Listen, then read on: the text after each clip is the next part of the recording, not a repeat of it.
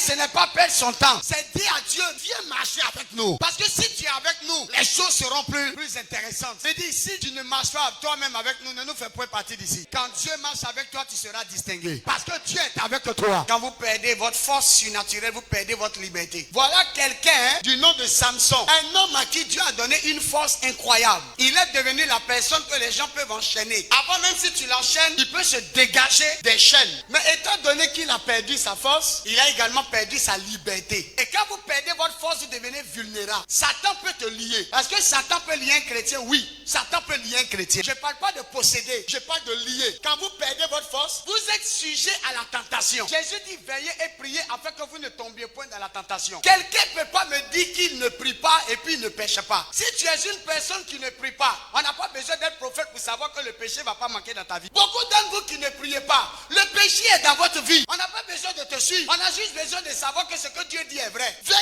et priez pour ne pas tomber dans la tentation. C'est pourquoi le diable travaille pour que les jeunes gens, les jeunes filles n'aient pas de vie de prière. Pour qu'ils soient constamment en train de forniquer. La force que nous avons contre la tentation, c'est la prière. Si vous ne priez pas, vous perdez votre force. Et si vous perdez votre force, vous n'avez plus la capacité de dire non. Vous n'avez plus la capacité de résister. Vous n'avez plus la capacité de riposter. Tout ce que l'ennemi envoie, tout ce que l'ennemi libère, ça va se manifester.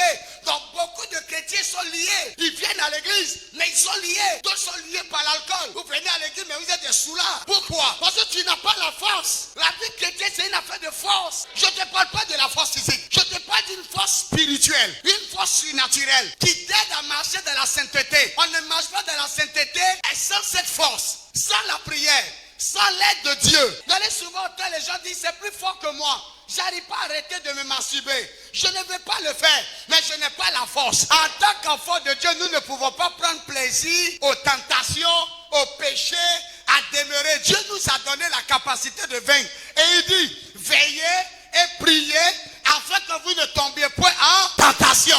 Écoutez-moi bien, prier n'est pas une option, c'est une obligation. Option veut dire c'est facultatif. Option veut dire si tu veux. Option veut dire si tu as le temps. Non, si vous comprenez les bienfaits de la prière, vous saurez que prier, ce n'est pas une option, c'est une obligation. Quand les gens ne prient pas, on peut les lier. Quand les gens ne prient pas, le diable peut les attaquer. Quand il n'y a pas de prière, les portes sont ouvertes, les portes d'attaque sont ouvertes. L'ennemi peut opérer. La Bible dit que pendant que Pierre était lié entre deux soldats, et pendant que l'église ne cessait d'adresser à Dieu des prières pour lui, la Bible dit, et voici, un ange du Seigneur survint.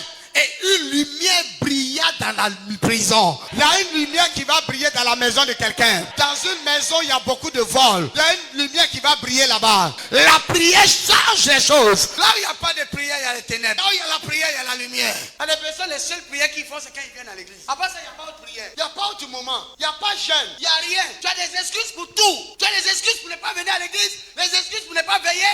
Les excuses, tu ne veilles que quand c'est funérailles. C'est la seule chose qui te fait veiller. Prier n'est pas une option.